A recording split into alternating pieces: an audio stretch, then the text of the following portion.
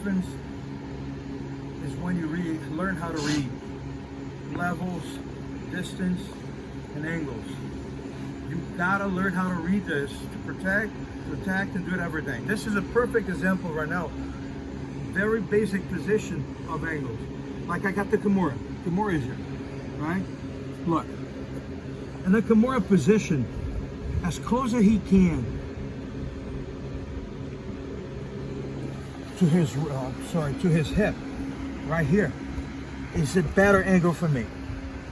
But at the same time, what I wanted to do, and the physiology of this movement, what I wanted to do is create a space so I can push the arm and put his hand behind his neck, if it's possible. But look at that. Every time that I'm here, I'm using arm. Every time that create an angle with the shoulder, now it's shoulder and arm. Right here is arm. If I'm here in a Kimura and I try to get the Kimura, it is an arm position. Every time that my elbow gets closer to his ear there, now it's shoulder. Can you feel it, Jen? Yeah. A huge difference. Now when I push him down, it's going to be shoulder and arm, which is double strength there. Perfect example is the key lock. I got the key lock here. The key lock here is arm. I'm here, I'm pushing his arm back. If I bring my elbow close to his hips, and I talk about hip and ear because they're angles. In a Kimura, I have to bring this close to the ear. Now the shoulder's in. In the key lock, I gotta bring his elbow close to the hip. Now the shoulder's in. Huge difference between this and this. Now I've got shoulder and arm in a position. Now even with that, Jeff, I got a Kimura. The big guys has a big difference in getting a Kimura than the other ones. I got him in a Kimura, which is here.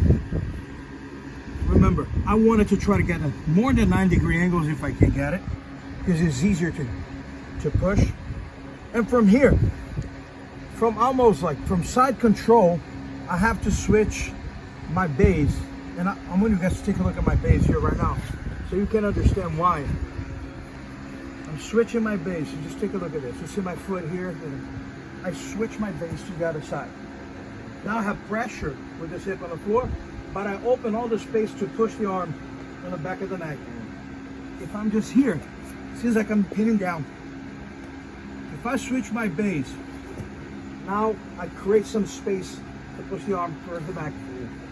And just for the base. From here to there. Got it? Yep. So I got the Kimura there. Yeah, this is what I was saying. Got the Kimura there. Look, this is good in a certain way for Jeremy because he's strong in a position. If I started pinning my elbow close to his ear, look, the shoulder's there. Different pressure. But I still have to push this arm in that direction. Switch your base. I'm not even switch my base. I'm just switch my leg position. So I can actually have more leverage